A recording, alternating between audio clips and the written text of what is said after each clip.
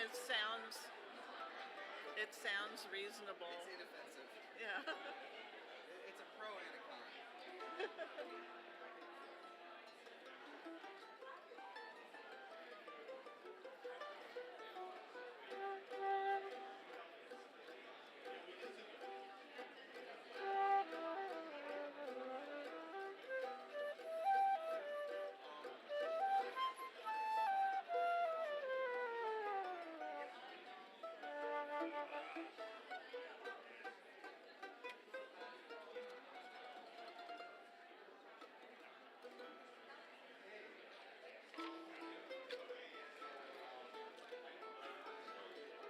By the way, the sermon service is pretty long in this. Yeah, this service is Yeah. Oh, that's not longer than I thought it was going to be. Oh, I know, you ain't even know. I better buckle in. You better, because then there's also the whole shofar thing, and that takes a little time. So. I was thinking it would be so nice to go to Forest Park to go to chauffeur tomorrow, and I'm like, oh, you're going to be chauffeured out by the end of the day. Well, it's always, when Alan does the last blast, it's always a thing to see how long you can do it without taking a breath. Big tequila in a lot. Exactly, yeah.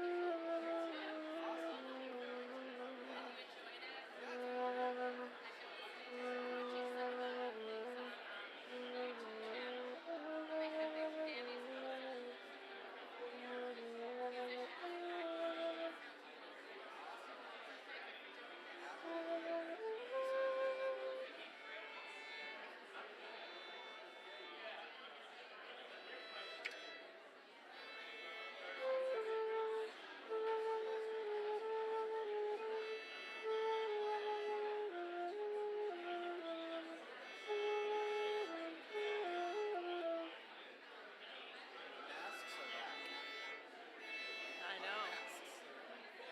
Well,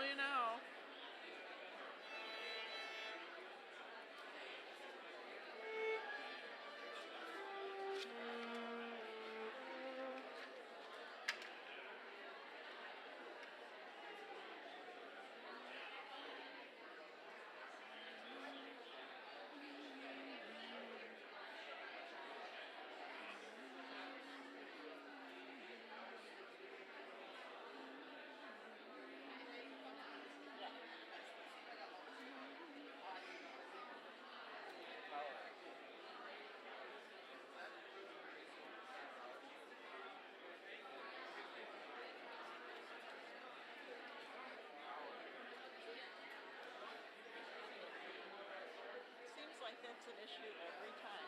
Why? I don't understand.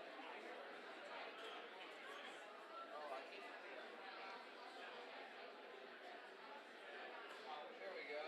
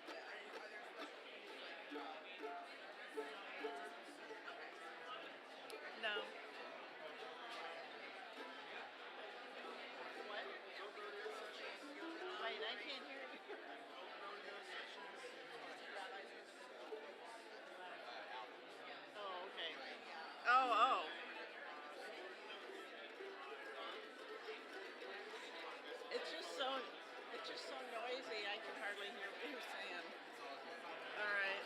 So tell me if it's something important.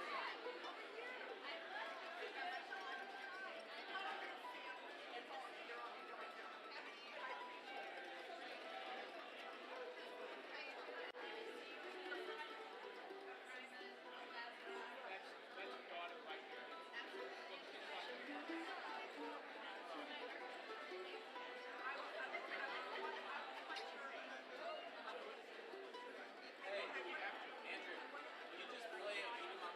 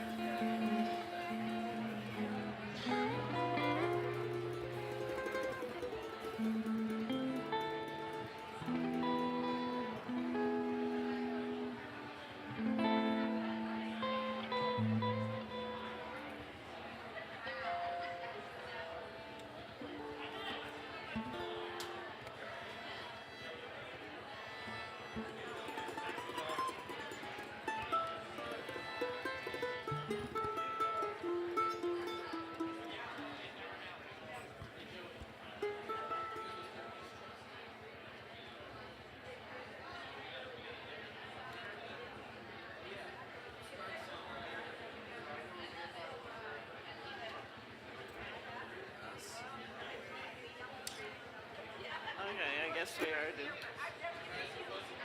Which? What? Okay.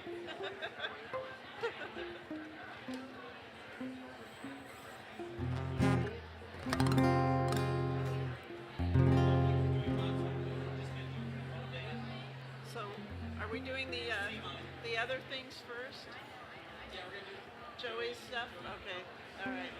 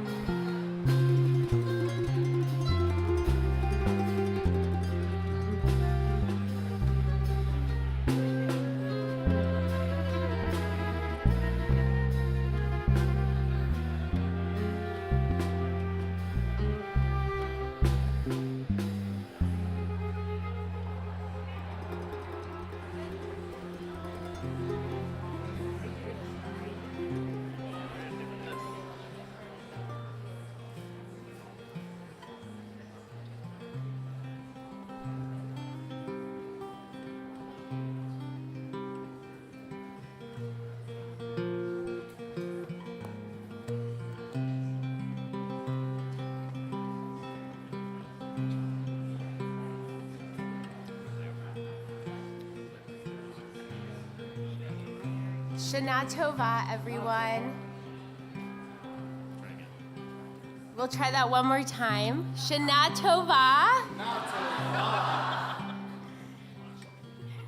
Oh, and Shabbat Shalom. Thanks, Rabbi Randy. And Shabbat Shalom.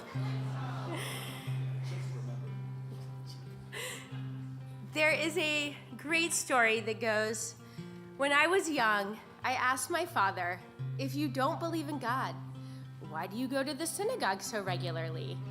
And my father answered, Jews go to synagogue for all kinds of reasons.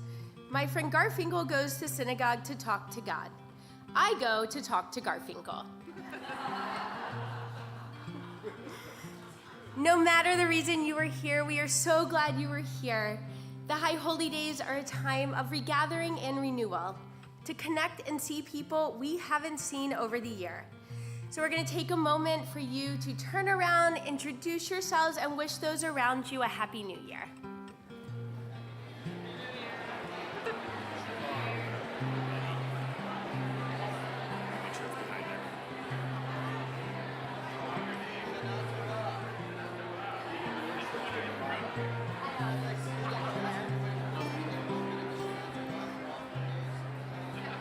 Okay, friends, so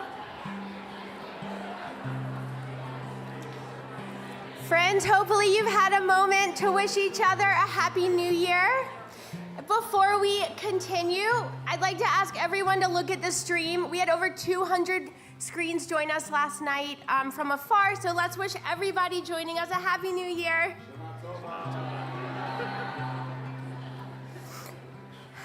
It is so wonderful to be together, gathering in our beautiful Sukkot Shalom, once again ushering in a new year. So we begin with gratitude. We recognize and give thanks for daily miracles for each other, and that we are about to begin another cycle in our lives. We are on page 39.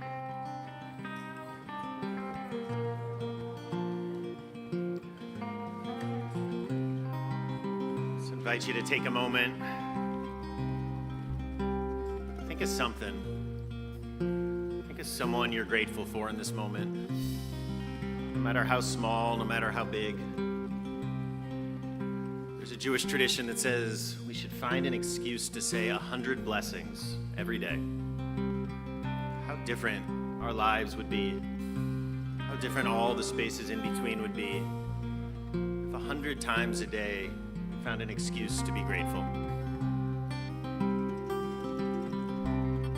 39, Moda, Moda Ani Lefanecha. Thanks that we have another day, another year together.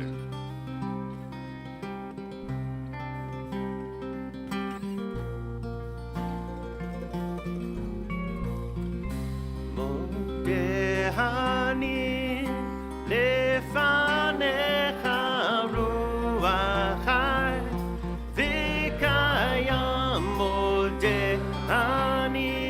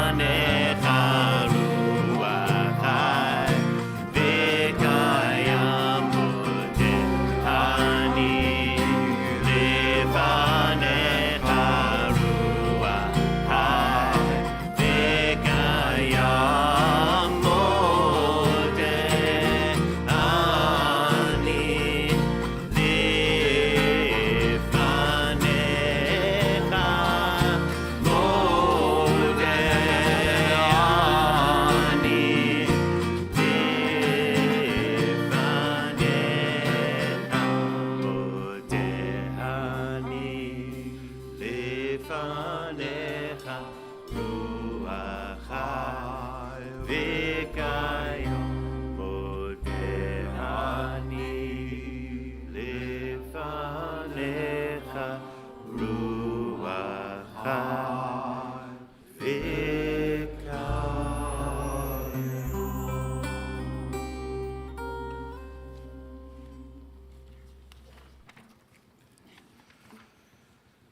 Turn the page to page 42, Birkot HaShachar, our daily miracles. If you go back to the way that this appears in the early Sidurs, it's in a very different order. The order in the earliest Sidurs is all the order that we wake up in. There's a blessing for wiping the yuck from the corner of your eyes. There is a blessing for stretching out, for freeing the captive, which we have here, which is that first moment of glorious stretching in the morning. There is a blessing, in fact, a blessing that traditionally starts it, that we translate usually as for giving us this new day, actually is a blessing for the rooster that wakes us up. Which, I don't know about you, I have never once in my life blessed my alarm clock.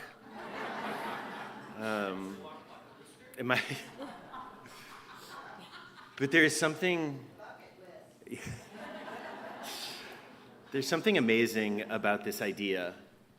There's something amazing about the physicality of waking up, saying a blessing as we open our eyes, saying a blessing as we stretch, saying a blessing as we put our feet on firm ground, being grateful for each of these moments. So we had Moda'ani of gratitude for a new day. We have Birkot HaShachar, to take a moment, to take these daily miracles, the things when they're going right, they sure don't feel like miracles. But when they're not going right, when our bodies aren't working the way that we wish they were, we sure are aware of how much these little things can feel like blessings. Page 42. Baruch atah Adonai Eloheinu ruach haolam shasani b'tzalmo. Blessed are you, the eternal our God, who has created me in your image. Baruch atah Adonai Eloheinu ruach haolam shasani ben chorin.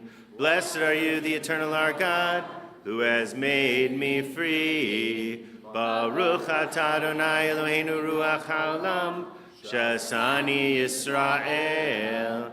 Blessed are you, the eternal our God, who has made me Yisrael. Baruch atah Adonai Eloheinu ruach haolam, pokeach ivrim. Blessed are you, the eternal our God, who opens the eyes of the blind. Baruch atah Adonai Eloheinu ruach haolam, malbish arumim. Blessed are you, the eternal our God, who provides clothes for the needy. Baruch atah Adonai Eloheinu ruach haolam, hanoten li'ayef koach. Blessed are you, the eternal our God, who gives strength to the weak. Baruch atah Adonai Eloheinu ruach haolam, asher echin mitzadei gaver. Blessed are you, the eternal our God, who guides the steps of human beings. In the middle of page 43, we take a moment for some ecstatic worship. There are lots of ways to pray, and a lot of the service you might be sitting down or standing where you are currently. But for this moment, we invite you to get out of your seats and join us in some psalms of praise and in welcoming the new year. Ya da da da da da, ya da da da da da, ya da da da da da da, ya da da da da da, ya da da da da da, ya da da da da da da, ya da ya da ya da ya da da ya da da da ya ya da da da ya da da da ya da da ya. Ore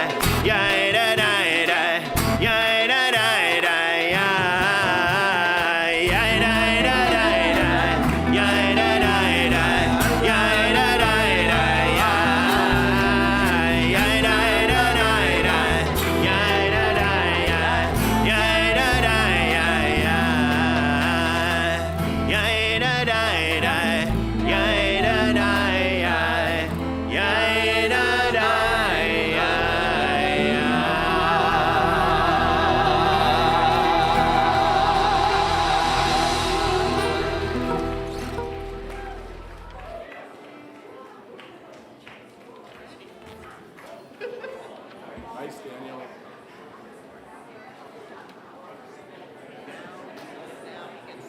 Can we do that now in the middle of services? We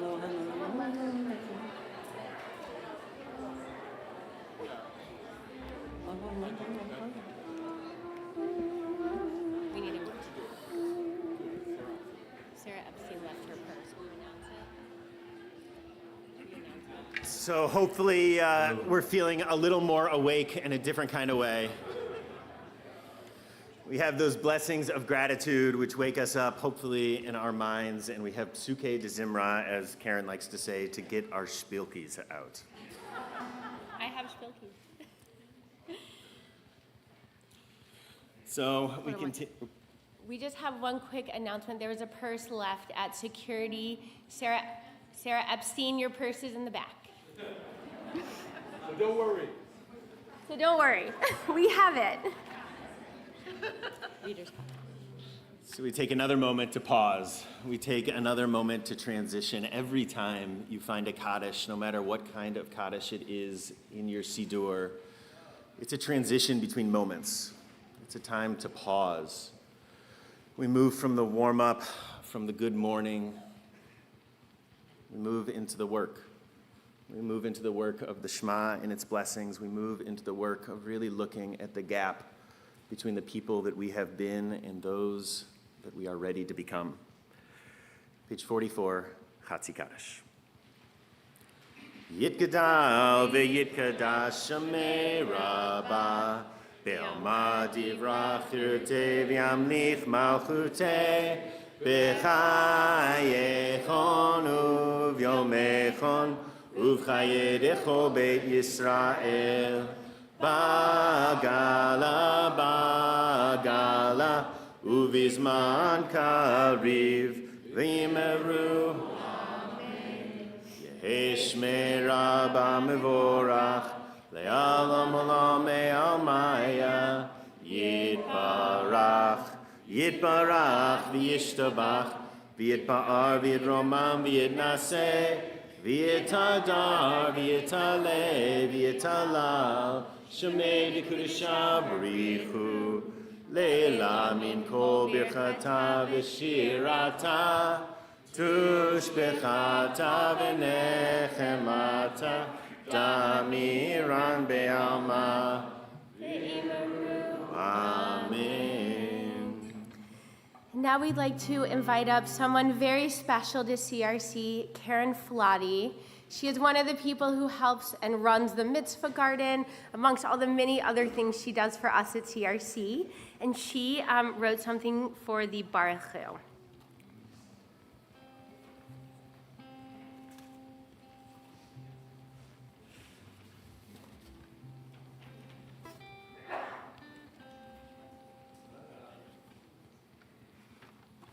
So I originally wrote this when I became bat mitzvah for that service and adjusted it for today. Facing eastward, stand in a liminal space between dawn and noon, morning star and sun zenith, between slavery and liberation, despair and hope, between injury and forgiveness, repentance and repair, between planting and harvest, possibility and fulfillment, between death and life, mourning and dancing, between shattering and shalom. Stand in a liminal space, shofars blast awakening, hearts listening to Shekinah's love song, preparing us to dive deep into profound mystery, the source, ever embracing time and space beyond horizon, resurface with a song of blessing upon our lips, Le'olam Va'ed.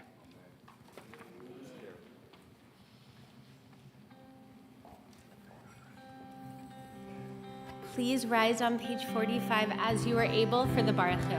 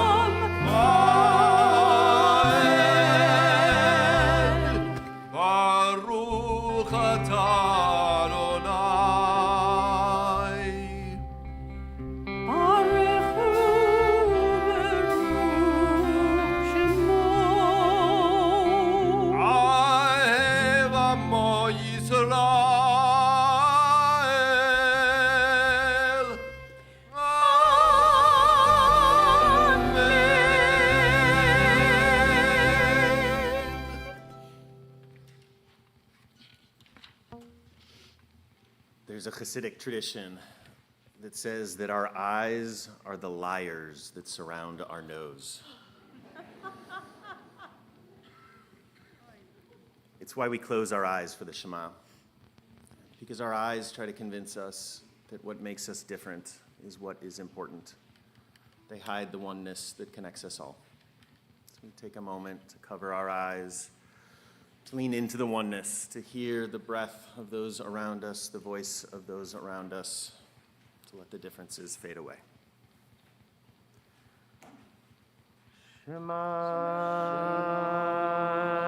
Yisrael, Adonai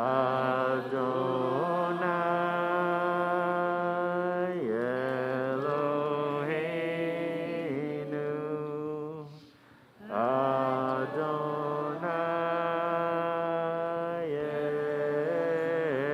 Echad.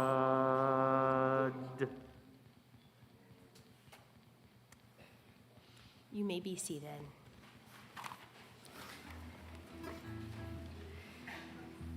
Now we get to invite up a really special person, Lila Rothenberg. There you are. Come on up, Lila. So Lila is another one of our young people that had their B'nai Mitzvah in this past year.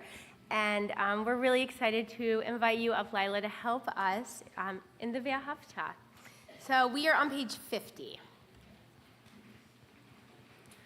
ואהבת את אדוני אלוהיך בכל לבבך ובכל נפשך ובכל מאודיך והיו הדברים האלה אשר אנוכי מצווך היום על לבביך ושמננתם לבניך ודיברת בם ושמתך בביתך ובמלך בדרך ושבתך ובקומך ושמתם להיות על ידיך והיו לטוטפות בין עיניך וכתבתם על מזוזות ביתך ובשעריך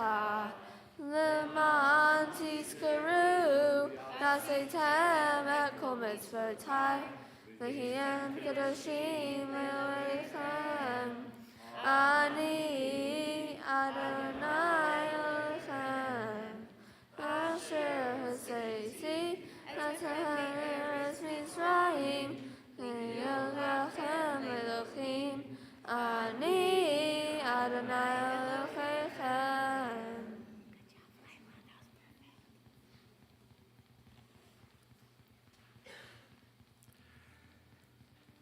As we turn to page 52 from Mi Chamocha.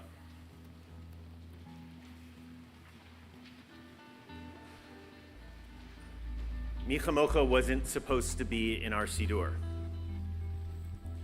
In fact, the Talmud says you should have no break between the end of the Shema and the beginning of the Amidah, which comes next. And yet the Mi Chamocha was put in. It was put in as a reminder of that hardest of lessons. More than any other commandment, more than anything dealing with Shabbos, more than anything dealing with bodily autonomy, more than anything dealing with kashrut, 36 times over and over again, we are told some variation on you shall not oppress, for you were oppressed. Almost all of the mitzvahs in the Torah say you should do this because I am the Lord your God, which is to say, because I said so. But not this mitzvah, not this most commonly repeated mitzvah of you shall not oppress because you know what it was like to be oppressed. It's a moral logic that goes against how humans naturally operate, where we live in these cycles of trauma that we experience, that we pass on. We see it in families, we see it in communities, we see it in nations. You shall not oppress, because you know what it was like. It's a tradition that says the awful things, the pains, the sufferings, the traumas that we have experienced, us and our ancestors, they don't give us special privileges. They give us unique obligations. Page 52.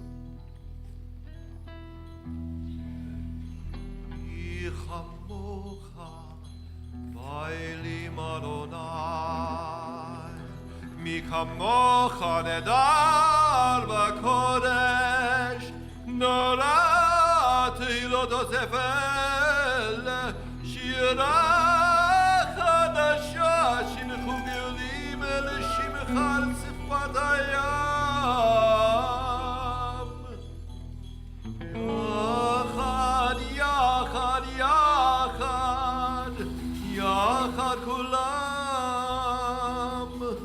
כולם הודו והמליכו ויאמרו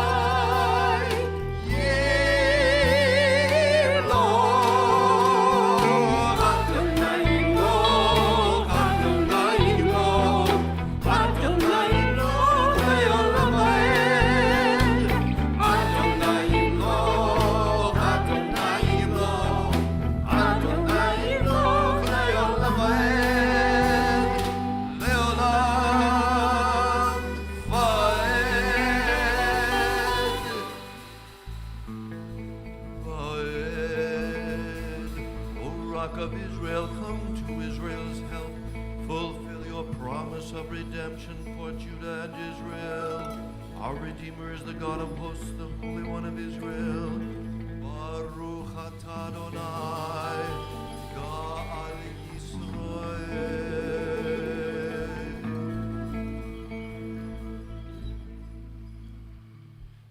Amen. So last night, it was a new moon, the new moon of Tishrei.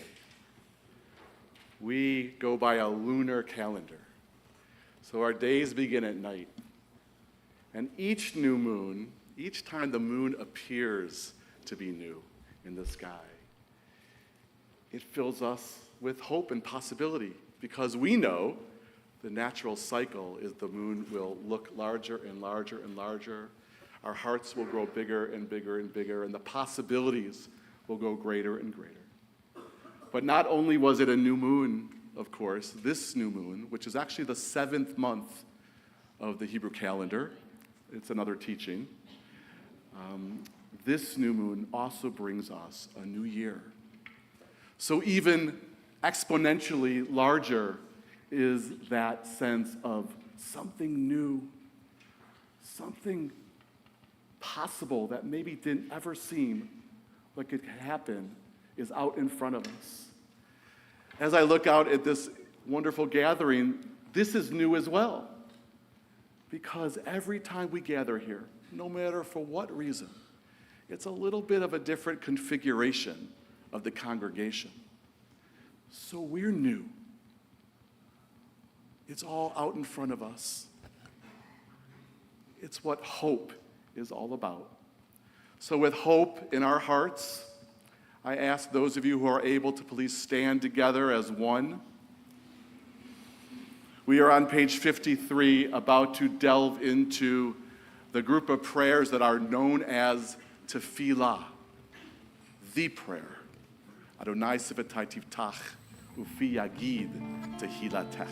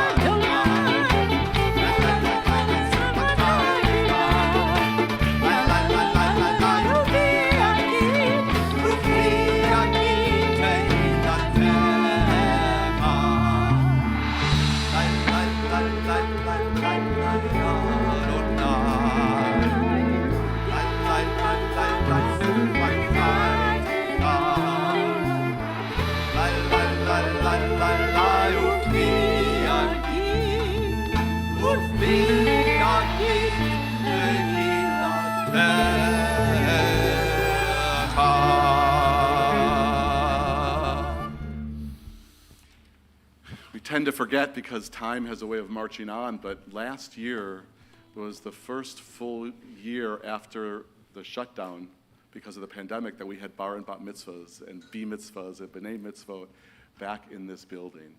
And the group you're seeing lead us in prayer is that group that allowed us to return, to celebrate, to enjoy being with our young people as they grow in their Jewish learning and in their path into the future.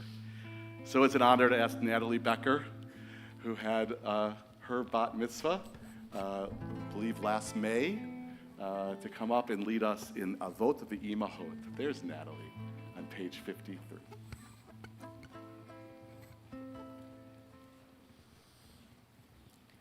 Baruch atah Adonai Eloheinu v'Elohei Avotenu v'Imotenu Elohei Avraham Elohei Yitzchak v'Elohei Yaakov Elohei Sarah Elohei Rivka Elohei Leah v'Elohei Rachel Ha'el Hagadol Hagibor v'Hanorah El Elyon Gomel Chasadim Tovim V'Konei Hakol V'Zocher Chasdei Avot V'Imahot Umevi Geula Livnei V'Nechem L'ma'an Shemo Be'ahava Melech Ozer U'Moshiach U'Magen Baruch Atah Adonai Magen Avraham Ve'ezrat Sarah.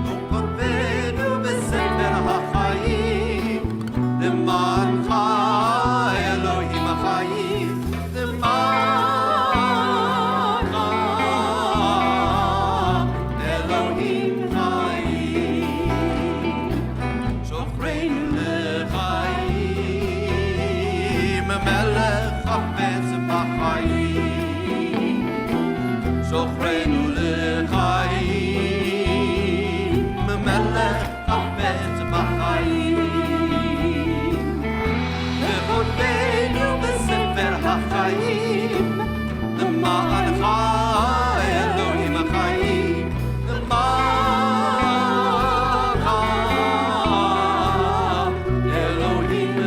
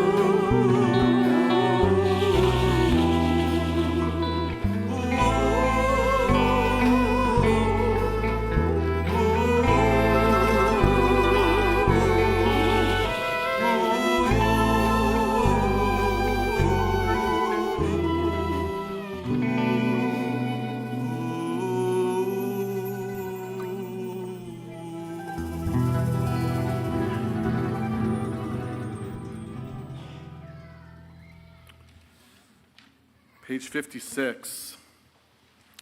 This group of prayers really is specifically and only for these days of awe. The holiness of this day, the holiness of these days. And it starts out by saying, Unetane tokef kedushat hayom, ki hu nora va'ayom. And we can read together in the italics on the right at the bottom of 56. The great shofar is sounded, the still small voice is heard. The angels, gripped by fear and trembling, declare in awe, this is the day of judgment, for even the hosts of heaven are judged, as all who dwell on earth stand arrayed before you. Rosh Hashanah yikatevun, yikatevun, uvyom som kippur yechatemun, yechatemun, berosh Hashanah yikatevun, yikatevun, uvyom som kippur yechatemun, yechatemun. On Rosh Hashanah it is written, on Yom Kippur it is sealed, how many shall pass on, how many shall come to be.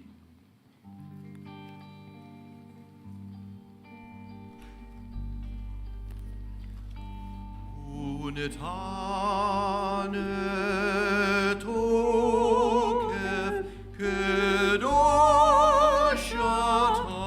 hayom, ki hu nora ve'ayom,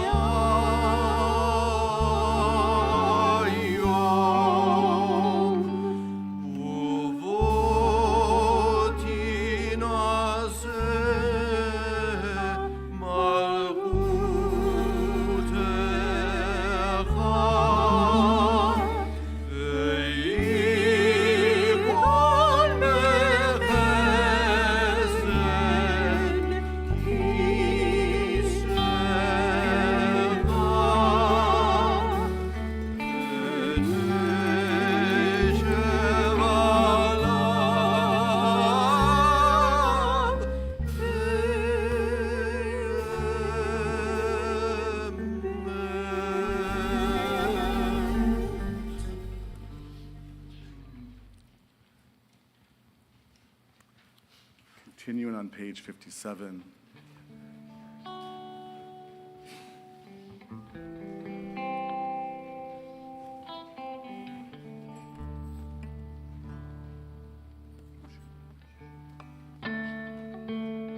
On Rosh Hashanah it is written, on Yom Kippur it is sealed.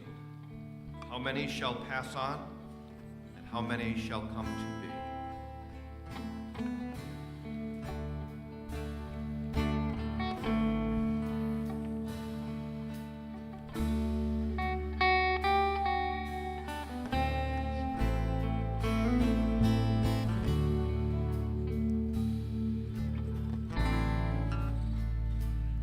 Who shall live,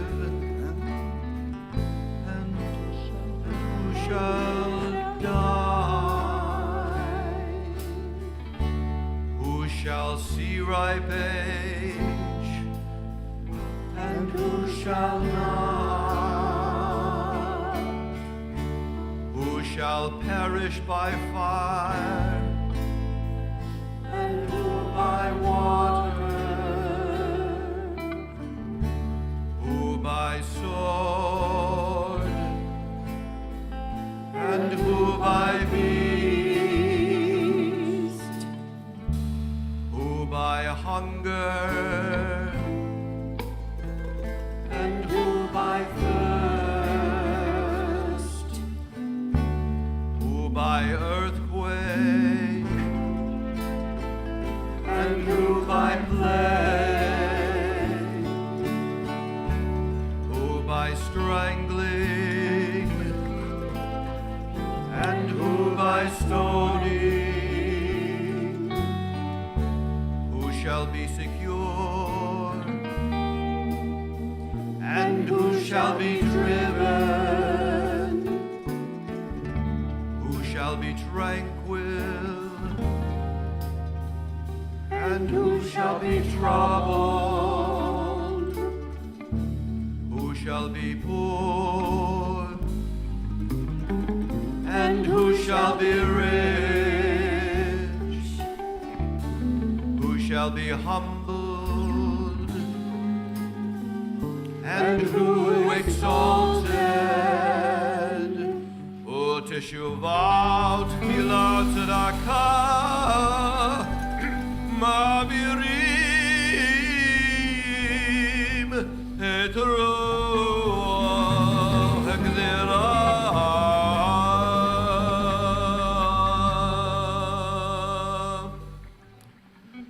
There is so much that happens in our lives that is random and out of our control. But the prayer says we can control how we respond to the ups and downs of our lives. These holy days come with a toolkit of holy responses. As you heard, teshuvah, the act of self-improvement, returning to our best, most loving, generous, authentic selves.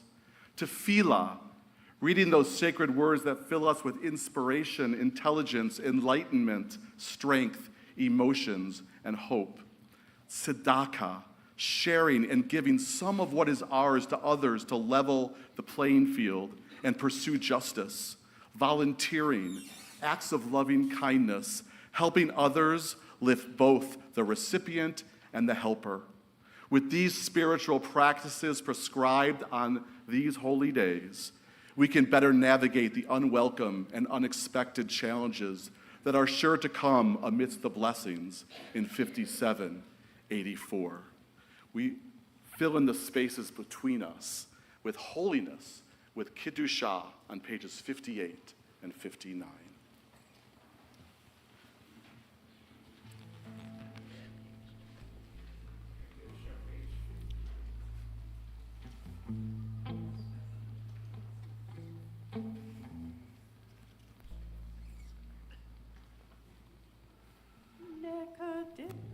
Adonai,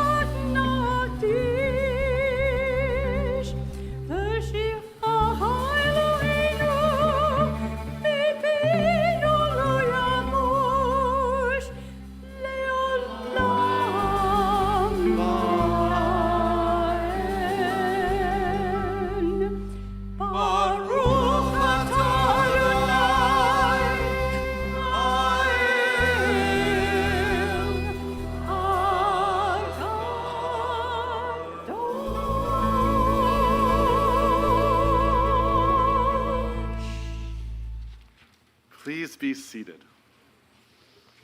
Continuing on page 60. Remember us. Zochreinu.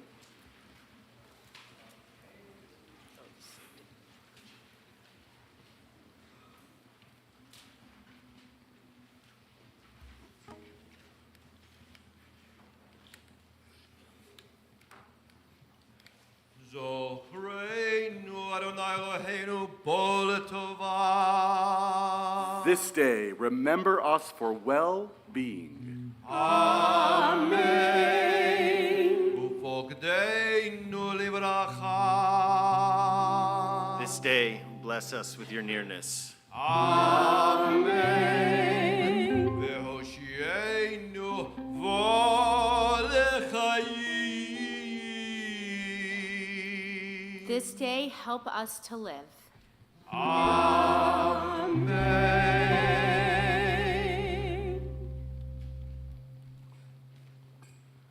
When we put together the last edition of this machzor, which also has the root of remembrance, the prayer book for the high holidays is a machzor, like a book of remembrance. We made sure we added a supplement for those times when the high holidays fall on Shabbos, like right now.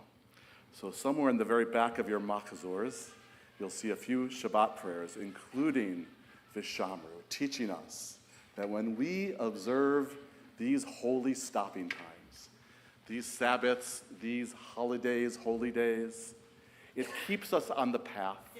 When we keep Shabbat, believe me, whatever way works for you to keep Shabbat, when we do that, it is true.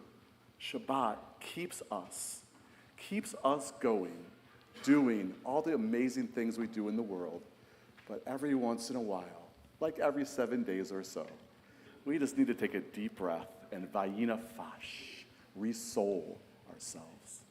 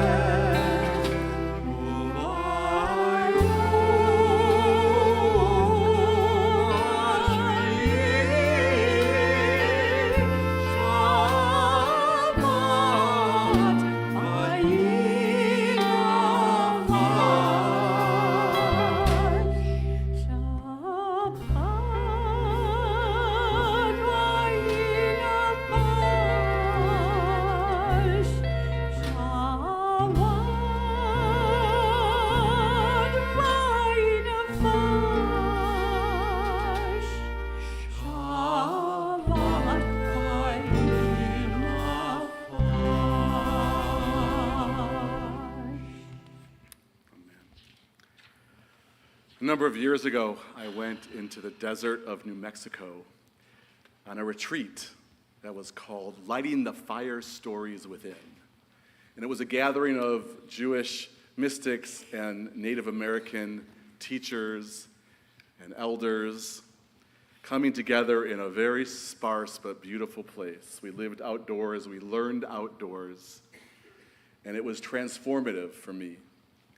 Cuba, New Mexico was the name, that's where we were. And here's one of the things I learned there that has stayed with me all these years. The word shalom, this is a teaching. The shin in shalom stands for esh, which is our word for fire.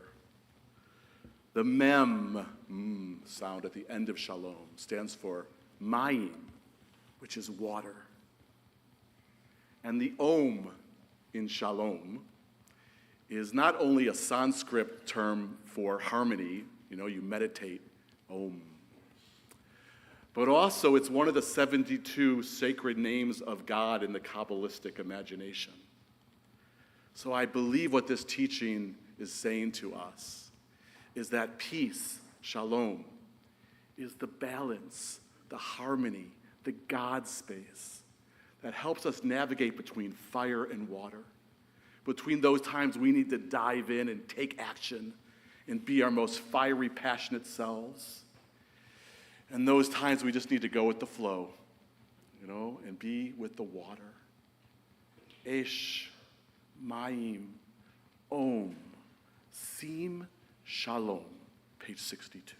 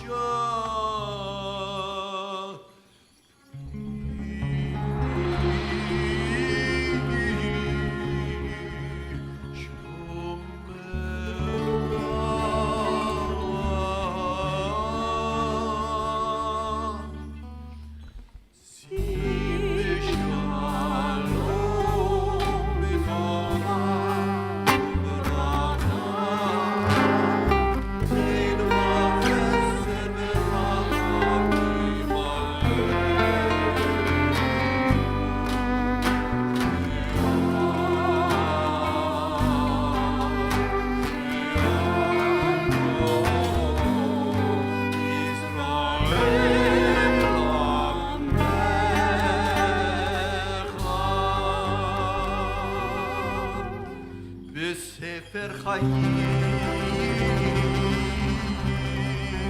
ברכה ושלום, ופרנסה טובה,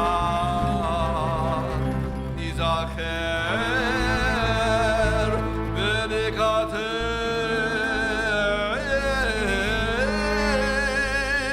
לפניך. אנחנו בכל עמך בית ישראל לחיים, לחיים טובים, לחיים טובים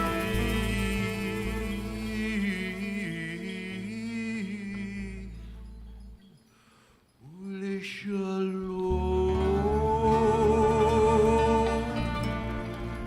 ולשלום,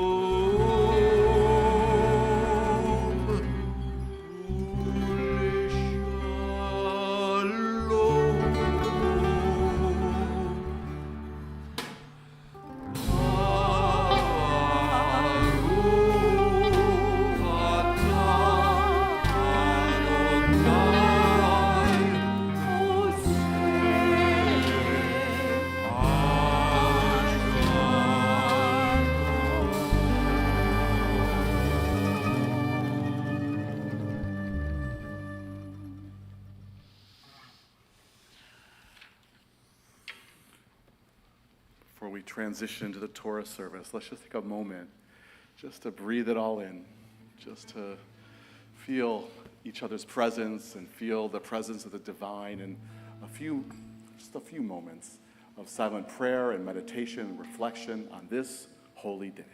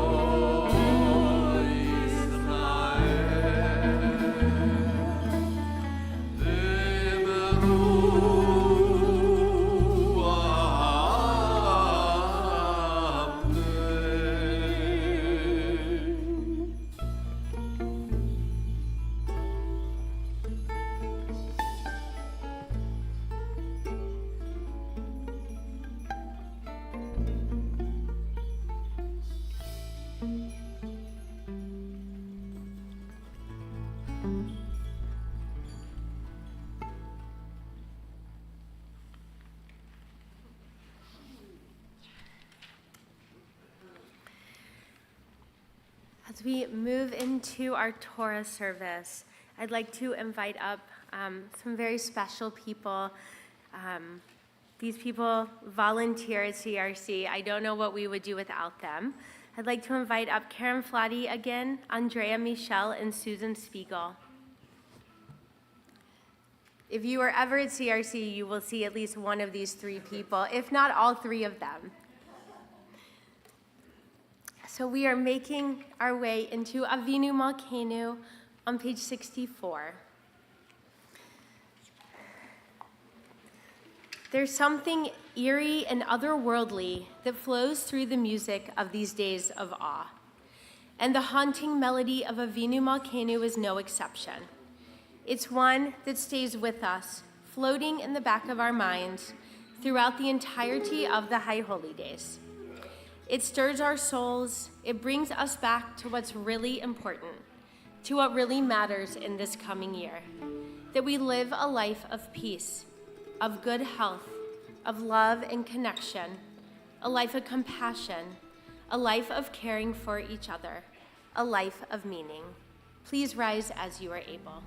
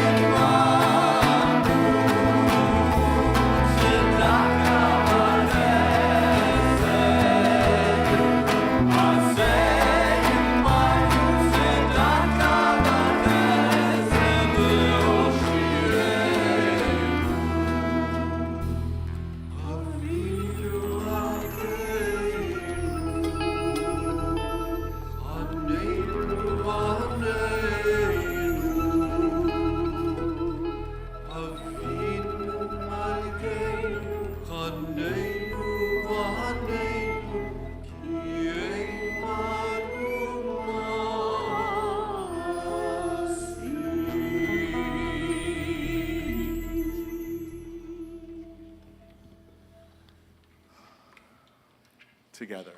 Shema Yisrael, Adonai Eloheinu, Adonai Echad.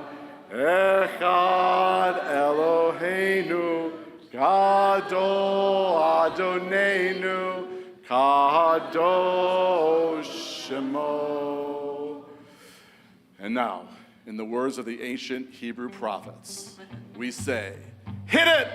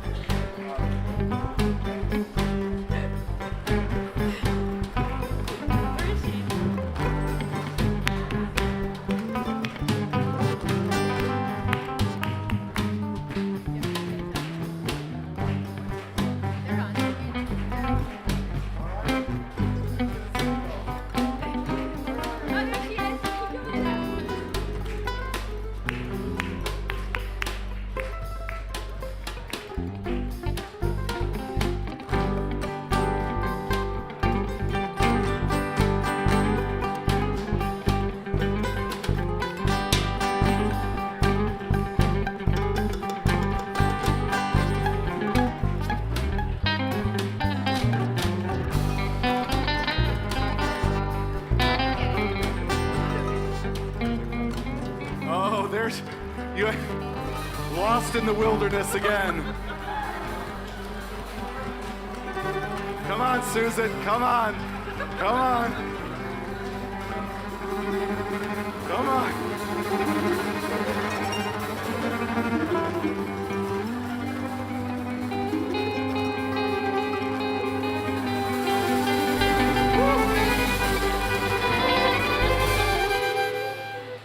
Oh my goodness, please be seated. So here's what I want to say, and Susan Spiegel, you're incredible. Whenever we're here on a Friday night, or even a Saturday morning, and it's kind of an intimate group, Susan will say, let's all put our chairs in a circle so we can see each other and get to know each other, right? And usually what happens is people start coming in, and then the circle, it's hard to kind of manage the circle. But I know where Susan's coming from. She's coming from Fellowship Hall in the Unitarian Church, right? Where we did sit in a circle, and there was enough people, to do that. And now I understand why, because you probably said hello to each and every human being.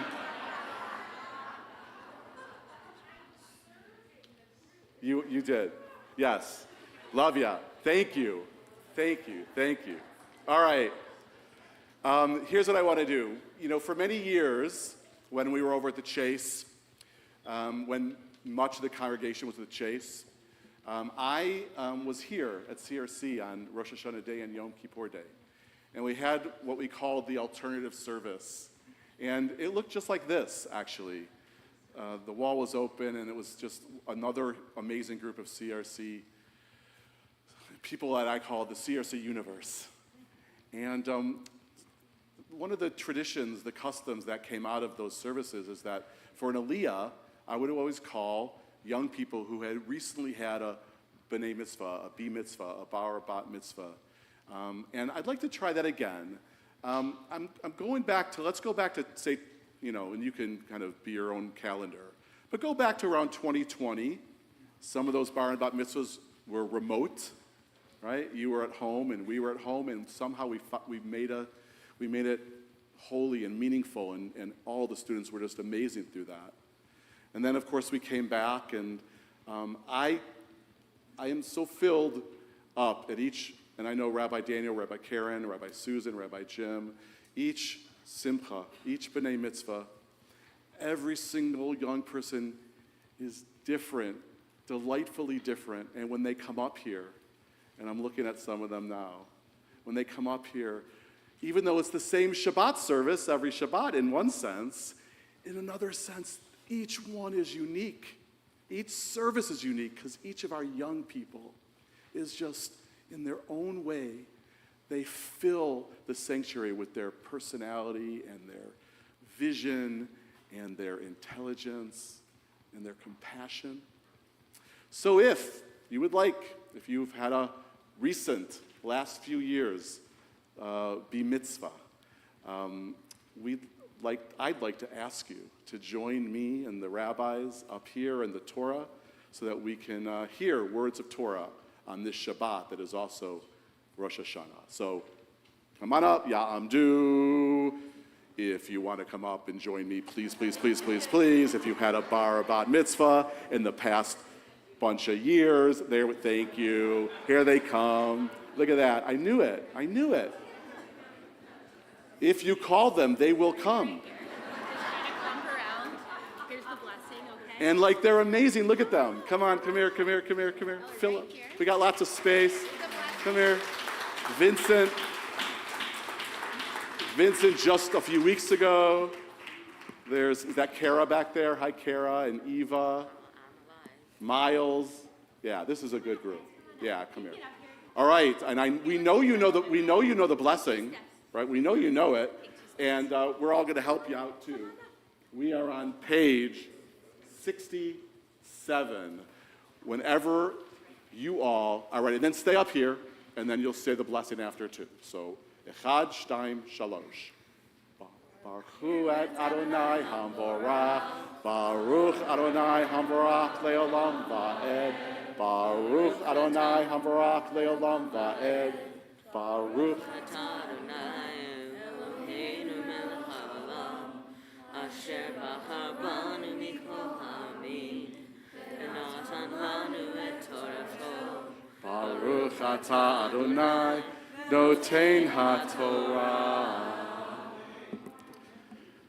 V'tera Sarah et ben Hagar hamitzrit asher yalda la'Avraham mitzachek. And Sarah saw the son of Hagar the Egyptian, who she had borne with Abraham, and the boy was laughing. V'tomar la'Avraham garesh ha'ama hazot ve'et bana ki lo yaresh ben ha'ama hazot im bani im Yitzchak. And Sarah said to Abraham, cast out that servant and her son, because that boy is not going to inherit you, Abraham, with my son Isaac. Vayera hadavar ma'od ba'anei Avraham al odot beno. And this thing distressed Abraham greatly in his eyes, because this was his son also. Vayomer Elohim El Avraham al Yera ba'einecha al Hana'ar va'al Amatacha kol asher Tomar Elecha Sarah Shema bekola ki b'Yitzchak Yikarei lecha Zarah. And God then said to Abraham, do not be distressed for this boy or your servant. You should listen to the voice of Sarah on this matter, because it is true, it is Isaac who will inherit you. V'gam et ben ha'ama legoy ashimenu kizarachahu. And also this boy, the son of the servant, from him will come a nation as well, because he too is your seed. Vayashkem Avraham baboker vayikach lechem v'chamat mayim vayiten el Hagar sham al shikma v'et hayeled vayishlacha v'telech teta bamidbar bar shava. And Abraham got up very early in the morning, something that he does again very quickly in the Torah. This time, he took bread and a vessel for water, and he gave them to Hagar, and he put them on her shoulder with the boy, and he sent them away, and she left, and they wandered in the desert of Beersheba. Blessing after. Baruch atah Adonai Eloheinu melech haolam asher natan lanu Torah emet v'chaye olam nata b'tochenu baruch atah Adonai noten haTorah. Oh, stay up here for one more second. In front of the Torah to give you a blessing. It's not only the start of the Jewish New Year, I know it's the start of the school year. And so you all are not only yourselves, your awesome, wonderful selves, but you are representing all young people. And it's a heavy responsibility, but you're up for it. So you say. And so my blessing is for a good, sweet, adventurous, safe, wonderful year for you in school and with your friends and with all of your activities, your relationships. You have look at this group, look at this congregation. We love you. You're part of us, and we're part of you. And we hope that this year, truly, for everyone, but especially for you and all young people, is a year of peace. Amen. You may be seated. Torah is open.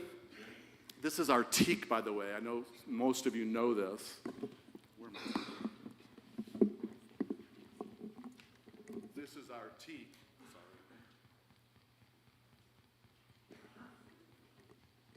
Sorry. This is our teak Torah. It's the way that Torah is read in Sephardic communities. So it's vertical instead of horizontal, like the Torahs in Ashkenazi communities. And this teak was gifted to us. Rabbi Susan and I have co-officiated a wedding of a couple who's here, but I know wants to remain anonymous. But they gave us this teak because, Rabbi Susan claims both Sephardic and Ashkenazic heritage. Of course she does. Of course, Rabbi Susan's everything. It's makes so much sense. So we have this teak. We read it on special occasions. And it is when we say Torah is a tree of life, which we will when we put it away. Look at it. It looks like a tree. and it's filled with life because we and these students give it life.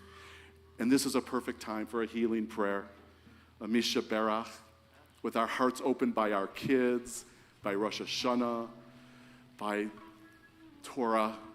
Let's pray for those we love who need healing, and for those we'll never meet, but who are suffering and who could use our prayers for a refuah shlema, a complete recovery.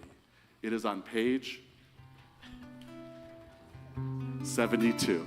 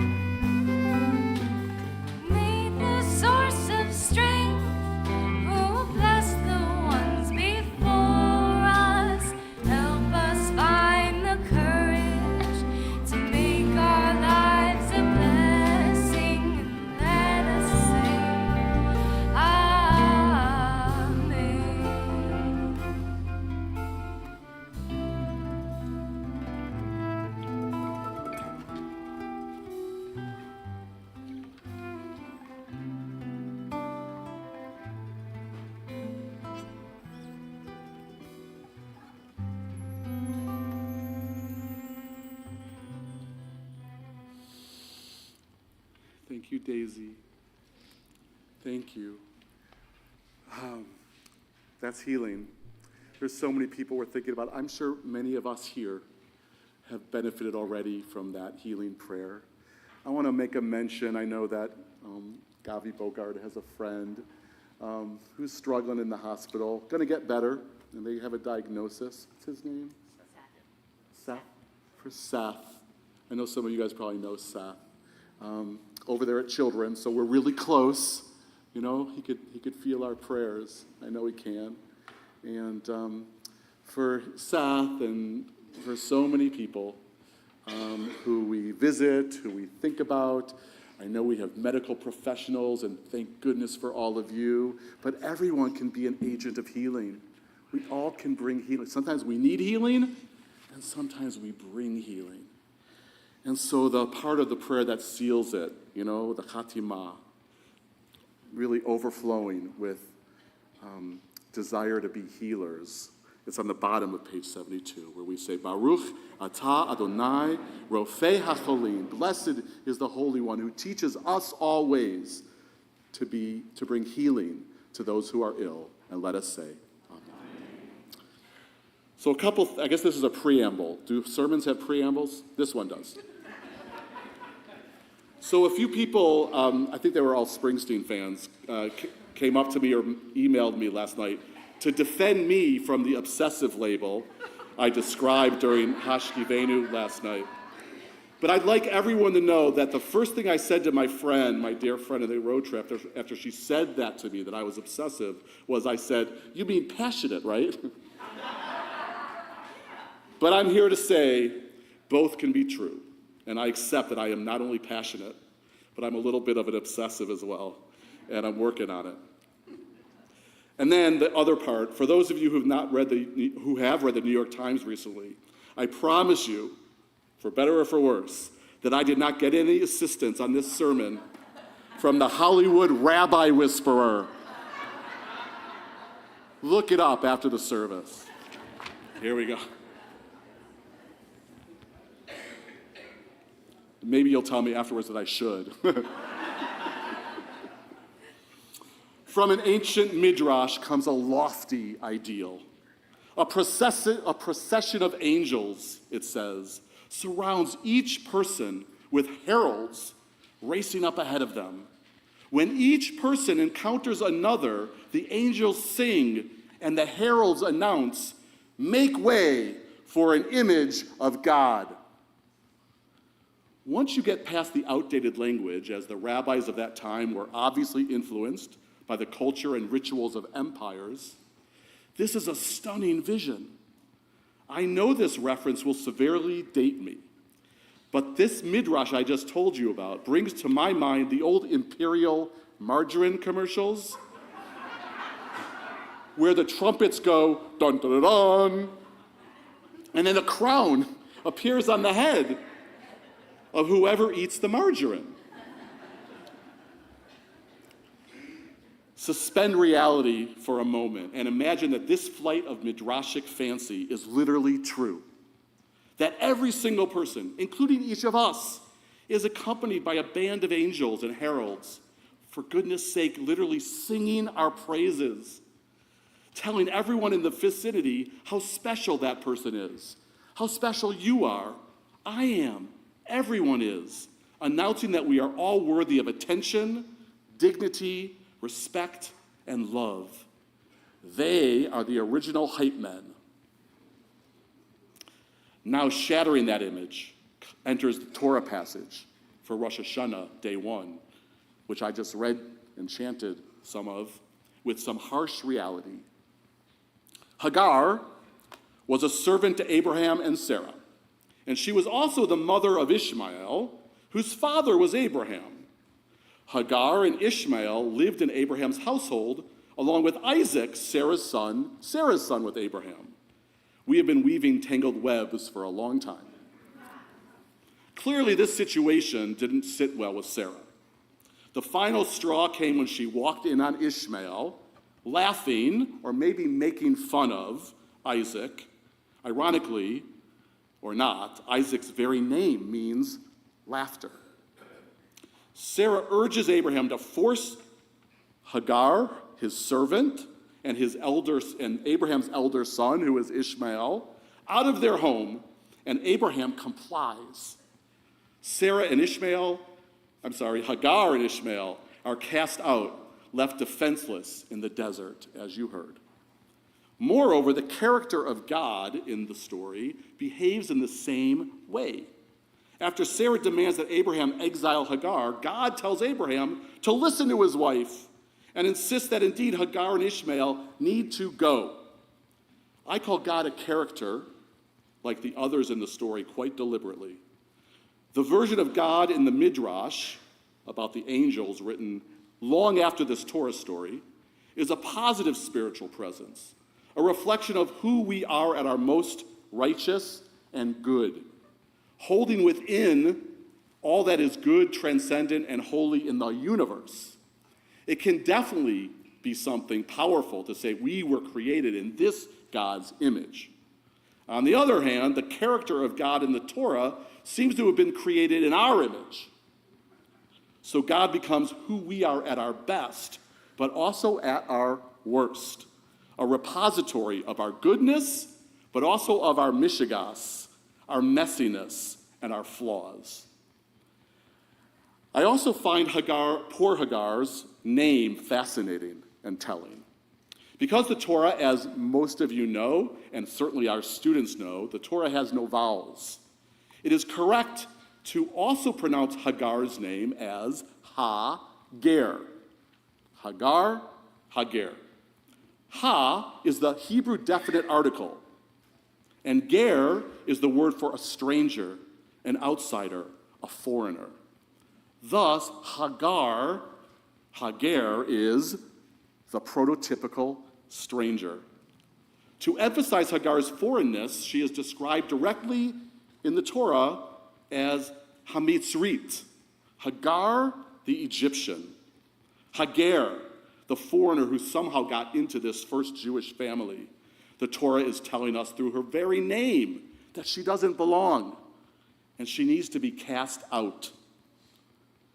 What is remarkable in the evolution of the Torah is that from these frightful beginnings, the word ger came to represent someone not to toss away, but someone to include and embrace. As Rabbi Daniel said already, there are 36 separate times that the Hebrew Bible teaches us how we are supposed to treat the ger, the stranger, the outsider, the foreigner. They say, right, that language, the amount of synonyms that language has for a concept like, in Alaska, lots of words for snow, right? 36 repetitions of how we're supposed to treat the stranger. And I'll bet you all innately know what the Torah commands us regarding outsiders.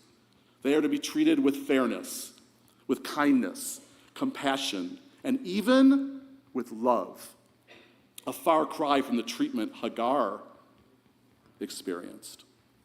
It is somewhat maddening to me that the Talmudic rabbis from the same milieu as those who wrote the beautiful teaching about the regal and angelic announcement at each person's arrival, those same rabbis, or rabbis from their cohort, also took the word ger and redefined it to mean convert. To this day, in traditional Jewish communities, ger is the most common term for a Jew by choice. I suppose it was because someone who converts to Judaism is a former stranger, a ger. My favorite term for someone who converts to Judaism, by the way, is a Jewish person.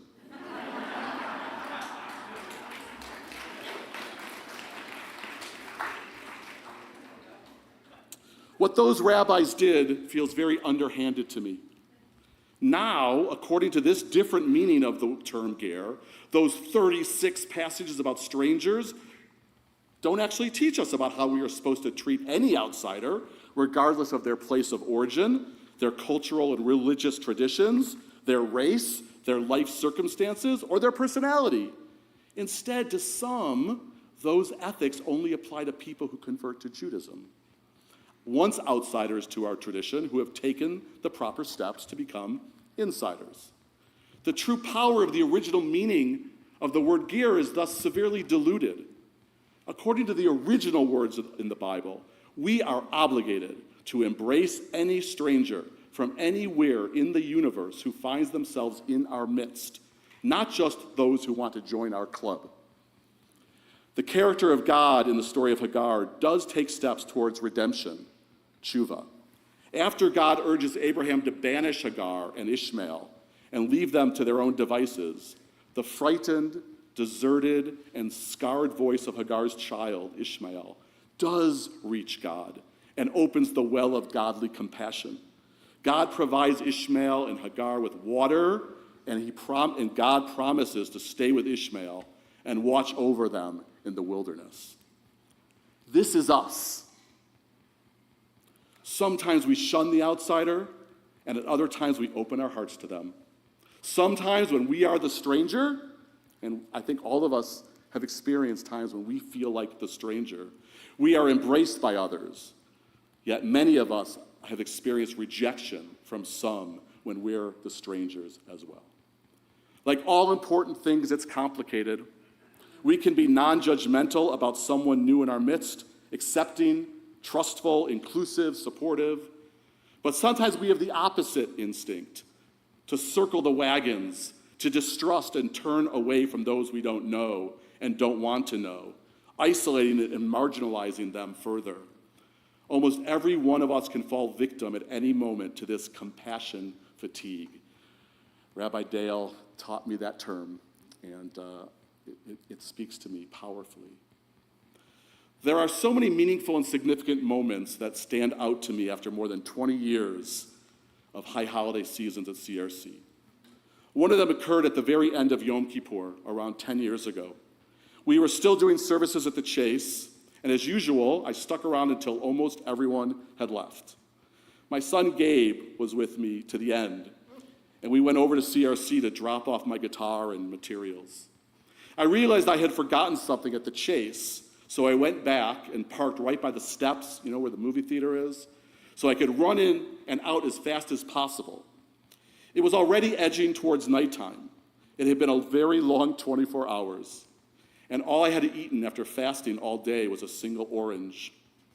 I was extremely ready, as was Gabe, to get to our break the fast dinner, filled with familiar faces, family, and dear friends. As I left the Chase, I noticed Nancy Weigley on the steps talking to a woman I did not know. Everyone else was gone. The woman had heard that there were pastors in the building, and she wanted one of the ministers to pray with her. Nancy was trying to explain that everyone had gone home, and I knew she saw me and she was trying to cover for me so I could make my getaway. I almost took off, as it would have been so easy for me to do. But then I looked at Gabe in the passenger side of the car, looking right at the unfolding scene. The truth of that moment is that I was ready to ignore that stranger in need, and I only did the right thing because my young and impressionable son was watching me.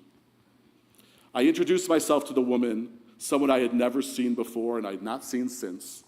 Nancy stepped away, and the woman and I sat down on the steps of the Chase, and she told me a rather long version of her difficult story. Then we stood up and held hands, and I prayed out loud for her and with her. The words and feelings just tumbled out of me. She thanked me profusely, and we embraced. And Gabe and I left the Chase, the days of awe that year finally over. In many ways, the times we live in can be so isolating. A pandemic shut us in for a few months, and it seemed to change everything, loosening our ties to communities and to one another. More of us quietly quitting than we'd like to admit. We can immerse ourselves in an entire world through a device in our hands to the exclusion of those around us. From a few short years ago, when President Obama was reminding us of our commonalities across boundaries, a chauvinistic, triumphalistic, and ugly tribalism has returned with a vengeance, forging religious, racial, political, and national separatism. Into all this, I propose a counterculture where we double down on embracing the gear, the stranger, the outsider, the foreigner. CRC has always tried to be an example of egalitarianism, where the lines are so blurred between the marginalized and the mainstream, the insiders and the outsiders, that those terms delightfully lose all meaning here. We are Jews and non-Jews, young and old, people of many racial backgrounds. We are single and married with young children. Some of our children are grown and flown, and some of us have no kids at all. We are straight and gay, liberal and conservative on domestic and Israeli issues, people from an array of economic circumstances, disabled and able-bodied, youth who are queer, trans, and cis, and while we are here together, there is no them, there is only us. This spirit of embracing those who may be considered outsiders in our neighborhood is manifested in many ways in our synagogue community, including by our amazing refugee resettlement circle, by our gardeners who grow tons of produce for those who are food insecure, and by the incredible group of CRC volunteers who prepare and serve a hot lunch to anyone who needs a meal over at Trinity Church several times a year. And they've been doing that team, for over 20 years. So I believe we definitely can take this energy of inclusion and apply it outside the sanctuary. And I believe this is the tikkun, the repair and healing that we need right now. We know it's not easy or even totally natural. We can be selfish and greedy just as easily as we can be altruistic and generous. But there are ways we can remind ourselves not to cast out Hagar, the outsider. Remembering that right after Abraham turns his back on Hagar and Ishmael in the Torah, tomorrow you'll hear it from Rabbi Jim, he comes this close to sacrificing Isaac. When we mistreat the stranger, our overall inclination to be compassionate weakens, sometimes to the point where we start mistreating those closest to us as well. We can imagine someone is watching us, because someone always is, and we want to perpetuate this way of being through our example, like my story at the Chase with my son. As Jews, we can lean into collective empathy. Our people have been strangers, outsiders, and foreigners in many times and places throughout history. In fact, it is our very connection to fellow Jews who are citizens of many nations, who speak different languages with different skin tones, and who follow disparate cultures and customs, that makes some people distrust us and cast us out as one of the paradigmatic outsider peoples of all time. Therefore, when deciding whether to embrace the ger, we can use the Torah refrain when it tells us how to treat the stranger. For you know the heart of the stranger, having yourselves been strangers in the land of Egypt, in the land of, you name it. We have been strangers. We know how it feels. And as another reminder, you can use the midrash I started with. See those invisible angels. I see them with each of you. Strain to hear their call as you encounter each person along your way. Make way for an image of God. What if Sarah heard those trumpets, dun, dun, dun, before she had Abraham send Hagar and Ishmael into exile? Maybe Sarah and Hagar would have become those powerful sister wives imagined in our mosaic on the Oneg floor, with a connection so powerful that they even share an eye. Check it out on your way out. In a moment, we will hear the ancient Aboriginal sound of the shofar. This year, I will imagine that sound is announcing to us that we are responsible for one another. We are here to serve one another. We are all in this together. The shofar will herald the news that every single one of us, bar none, is worthy of inclusion and embrace. We are all filled with divine potential that, if recognized and tapped, will bring more justice, compassion, love, and peace to this new year, 5784. Shana Tova.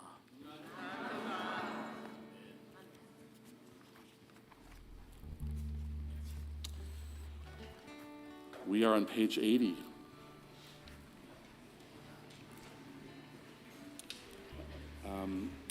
Three groups of shofar calls that you'll find in the following pages. Here comes Alan Freed. It looks like you have like in the batter's closet, you have a lot of shofars to choose from, which I love, So we're going to bring some people up to help us with the calls. And the first group is a group I referenced already, our Refugee Resettlement Circle. So Jimmy Jenkins is here, and Cheryl Frankfurter, and Joy Sternick, and Julie Stone. Mindy Berkowitz, I think I saw. Helen Petty, their fearless leader, is in Chicago but sends her love. So will you all come up here and surround us?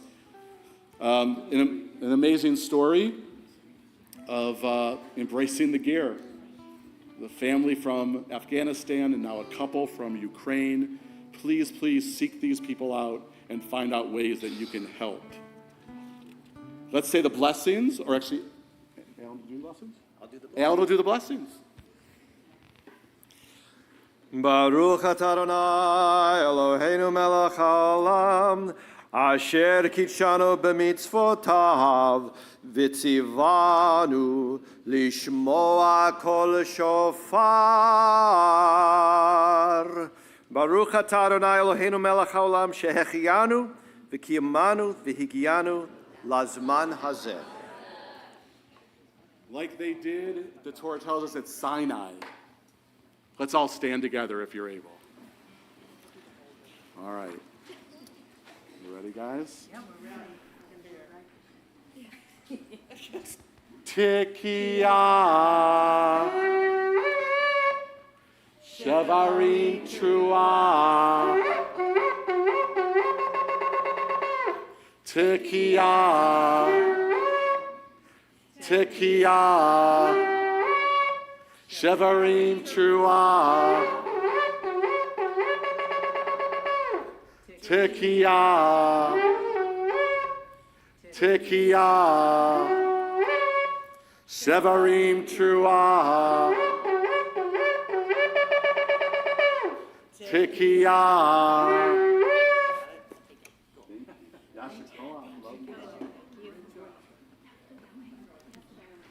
You can be seated for a moment if you'd like.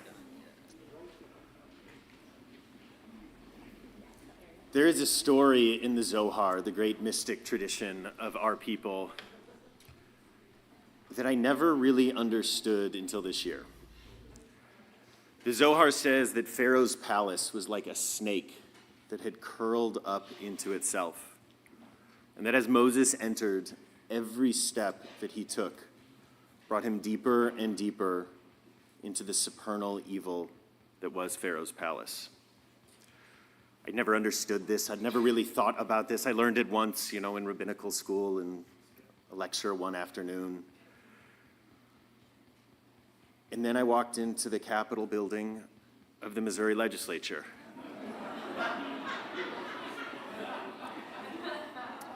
I actually didn't mean for that to be funny. There's this feeling when you walk into that building.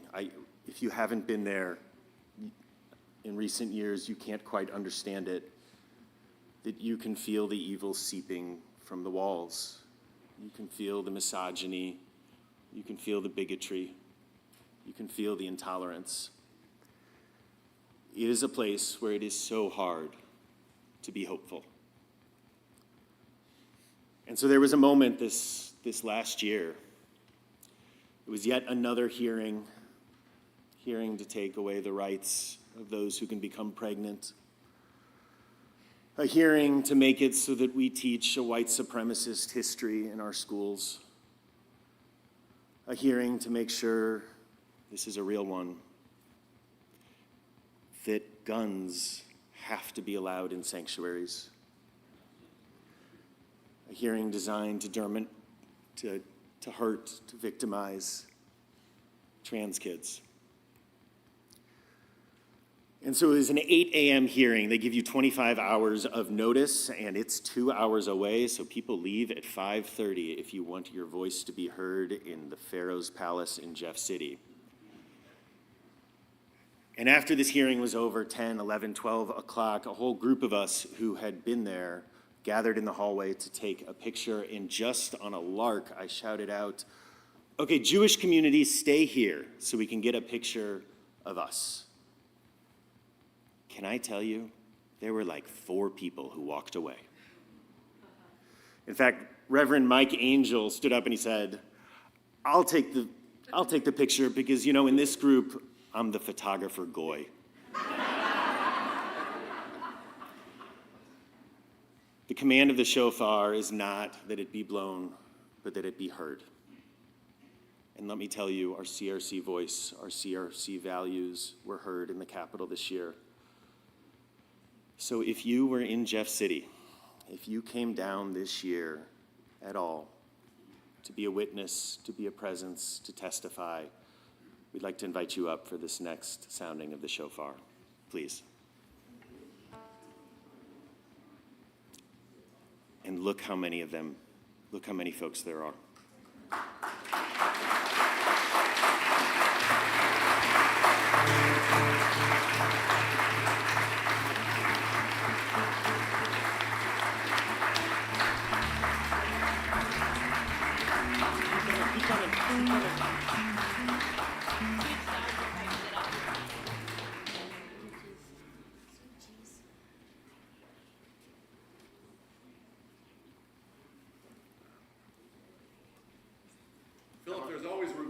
Come on up, y'all.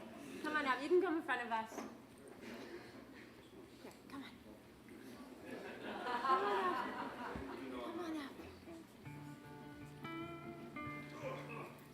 So, Alan, let's say this blessing one more time. Baruch atah Adonai Eloheinu melech haolam asher kitshanu b'mitzvotav v'tzivanu lishmoa kol shofar. Tekiah. Shivarim. Tekiah. Tekiah. Shivarim. Tekiah. Tekiah. Shivarim. Tekiah.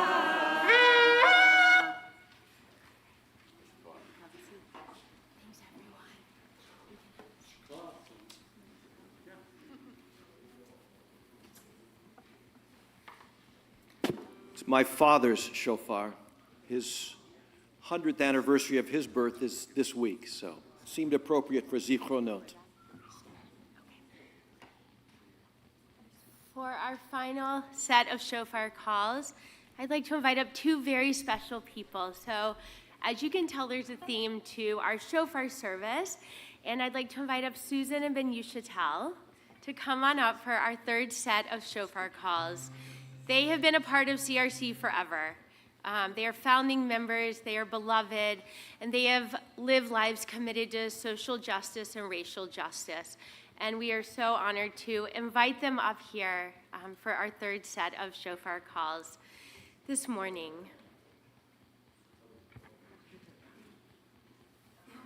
And Ben just had a very special birthday. He did. Very special, along with Eileen Osherah. Exactly, bar mitzvah. Come over here. So we are on page 82, and we will remain seated until our final call. And then if everyone would please rise at the very end for the Tekiah Gedolah.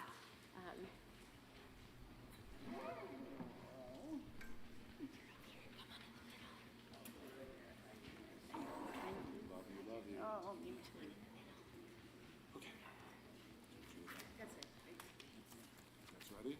1, 2, 3. Tekiah.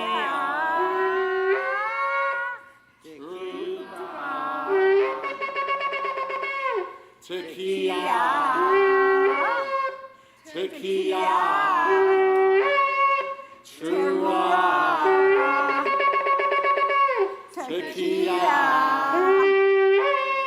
Tekiah.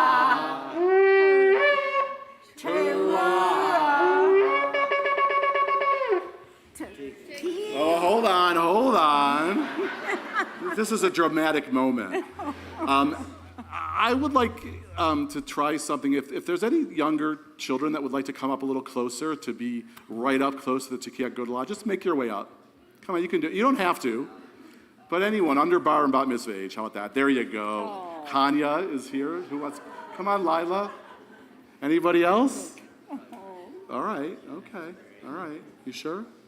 Oh, here. Oh, hi. Come on over. Yeah, you know, I remember the first time I really heard the shofar as a little kid. It was special. Okay, with Ben and Susan and each other. Oh, yeah, keep coming. That's Samson. His bar mitzvah's coming up in just a few weeks. Oh, wonderful. Right? And Amalia. Oh. Yeah, okay. How about we take a deep breath and Nishima Amuka for Alan. Everybody ready? Tekiah Gedolah.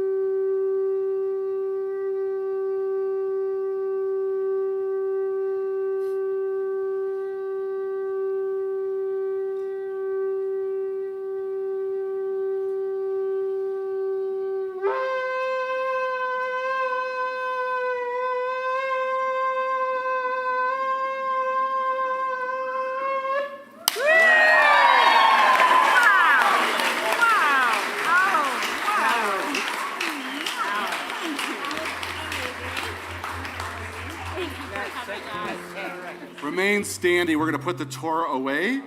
So the words with the shofar still sounding in our ears. To the words of Eitz Chaim, Alan Freed, Yasha Koach, look at that, Eitz Chaim, that Torah, as we learn again and again and again and again, is truly a tree of life. Lisa and Stan, please come and help us out.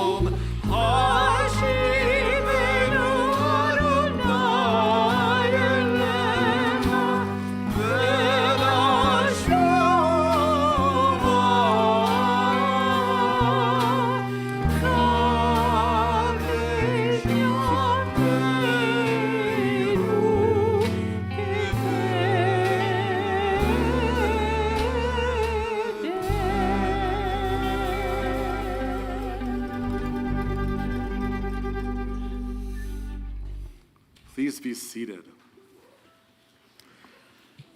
I ask you to turn to page 87 and to prepare for the recitation of Kaddish and the remembrance that has to come at the end of every service. We have to reserve time to make sure that our loved ones, their memories, bless our days. And not only the people we've lost, but when we do this communally, we also remember the people that, we remember all the people that we're remembering as a collective.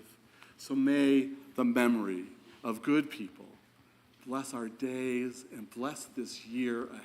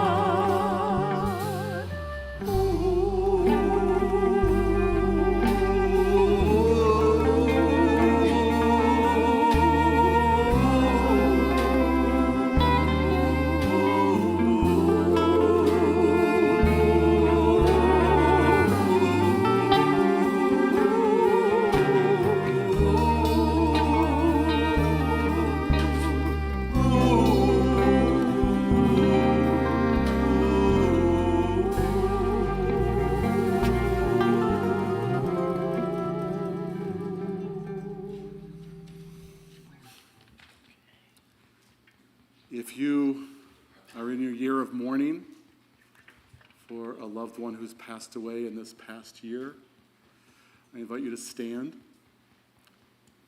so we can recognize you as mourners.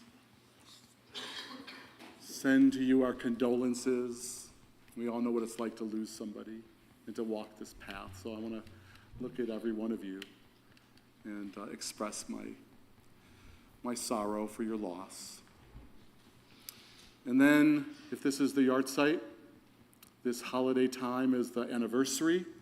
No matter how long ago or how recent, if it's the anniversary of the passing of a loved one, I'll ask you to stand and join the mourners. And again, take a look around. I can't help, I see my friend Howie, who came to services for a year because both of his parents passed away within a week of each other.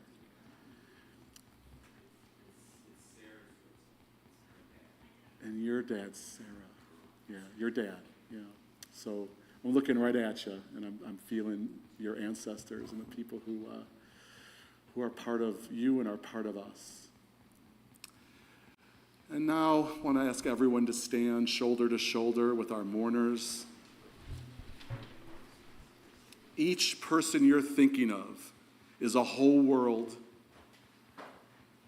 A whole world. When we lose a person, when a person we love passes away, we remember them and we tell their stories, but they carried with them things we'll never know.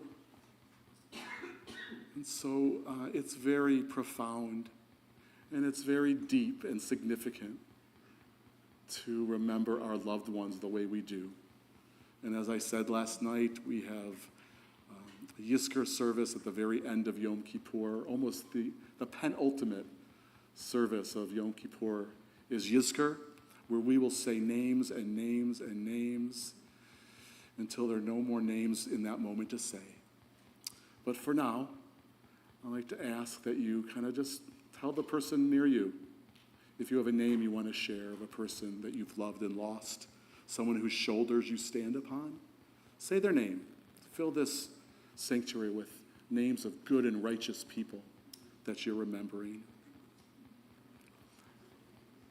I just want to say out loud one more name for Roger Goldman again, a blessed memory. Todd Seawack told me that Roger was his law professor. It's, our connections are incredible to each other. Invisible lines of connection to those who are here and those who we hold dear. And so on page 88, let's think of each one of those worlds, each one of those people that we love and we miss, and we carry on their legacy with our Kaddish prayer. Yit Kadal, Yit Kadash, Shemei Rabbah, Be'alma Divra Kirutei, Be'amlich Malchutei, B'chai Echon u'V'yom Echon, B'chayei Dechol Beit Yisrael, B'agalal V'zman Kari Ve'imru Amen. Yehei Shemei Rabbah, B'varach Le'olam Omei Olmaya, Yit Barak V'yishtabach V'yitpa'ar, V'yitchomam V'yitnaseh, V'yit Hadar V'yithaleh V'yithalal, Shemei Dekudesha B'richu, La'ela Min Kol Birchata V'shirata, Tush B'chata V'nechemata, Da'amiran Be'alma Ve'imru Amen. Yehei Shlam Rabba Min Shemaya, V'chayim Aleinu Ve'al Kol Yisrael Ve'imru Amen. Oseh Shalom B'mromav, Hu Ya'aseh Shalom, Aleinu Ve'al Kol Yisrael Ve'al Kol Yoshvei Tevel Ve'imru Amen.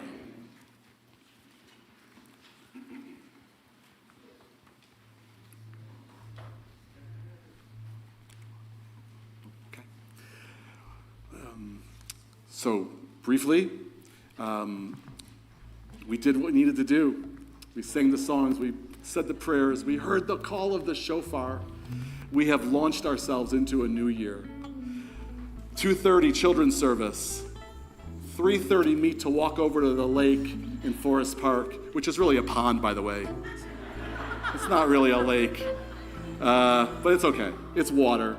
For Tashlich, if you want to meet us at Murphy Lake around 4:15. Day 2, service with Rabbi Susan, Rabbi Jim, 10 o'clock tomorrow. Community shofar gatherings at 4:30. Gardening Monday from 5 to 7. Thank you to everyone. I thanked last night the streamers, the musicians, the staff, but I didn't thank the people who are responsible for these amazing flowers in the sanctuary, in the Oneg. Vicki Lander with her amazing flower farm, and Suzanne Epstein-Lang, who I know is here, who is a flower arranger extraordinaire. I knew she had many talents. That was one I didn't know, Suzanne. Amazing. So we'll meet again on Yom Kippur, 10 days of awe, 10 days of tshuva, 10 days to try to figure out how to be our best selves in the new year. I think this has been part of that journey. We love you all, each and every one of you, and I'm so glad we shared this together.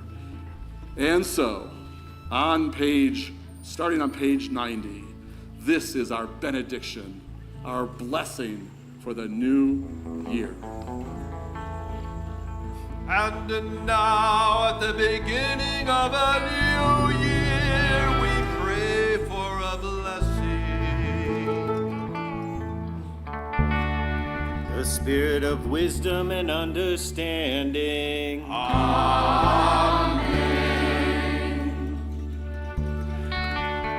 The spirit of insight and knowledge.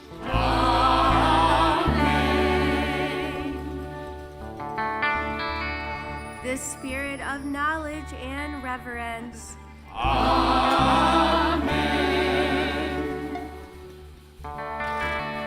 May we overcome trouble, pain, and sorrow.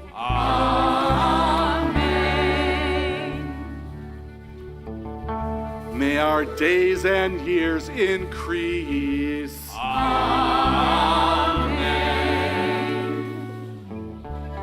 Yehi ratzon lefanecha Adonai Eloheinu v'Elokei Avotenu, shetechadesh aleinu shana tova u'metuka. Eternal God and God of our people, renew us for a good year. Amen.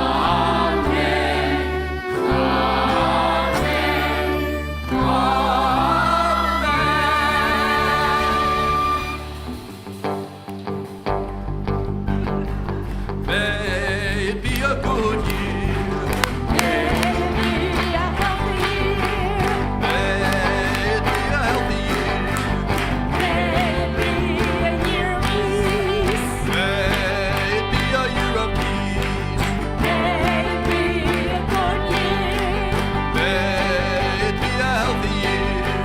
May it be a year of peace. May it be a good year. May it be a healthy year. May it be a healthy year. May it be a year of peace. May we have the strength to make it so. To make it so. Shana Tova le'or b'nei Yisrael, u'le'or b'nei Enosh. Shana Tova le'or b'nei Yisrael, u'le'or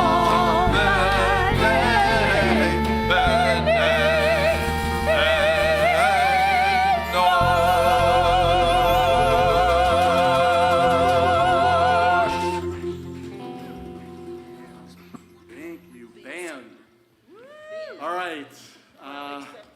For holiness, the sweetness that we've shared and hopefully will continue to drink in all year. Baruch atah Adonai Eloheinu melech haolam borei peri hagafen. Amen? L'chaim. I like that strum. That was a good strum. And then, actually, one of you guys, can you lift the, can you do it? Just take the cover off. Yep, there you go. And you're supposed to say after that, you're supposed to say, ta-da. At least that's what I was taught. We have some food out there. I'm sure many of you are going to have New Year's lunch and Rosh Hashanah festivities, wherever you're going. May you have good company, and may you share good tidings with each other. So here's that round challah representing the year and all that is to come for us in 5784. Let's make this blessing. Baruch atah Adonai Eloheinu melech haolam hamotzi lechem min haaretz. Amen. All right, let's put our arms over each other. I love these rabbis a lot and their family. We're all very blessed. A lot of blessings. So let's say this to each other. This one used to be reserved just for the Kohanim to bless the congregation. We say, we bless each other, right? That's it. Sometimes you got to break the rules. Thank you. Not so much, Leslie.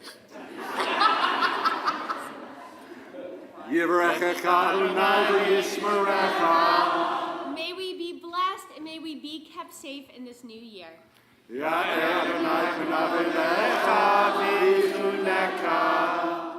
And may we be filled with light from the natural world that shines through our windows, but also the light from inside that comes from our neshamas, our hearts and souls that are filled with purity and goodness and light down there, and also the divine light that teaches us to say kind words and to do mitzvahs, good deeds. May all that light help us feel warmth and safety and love.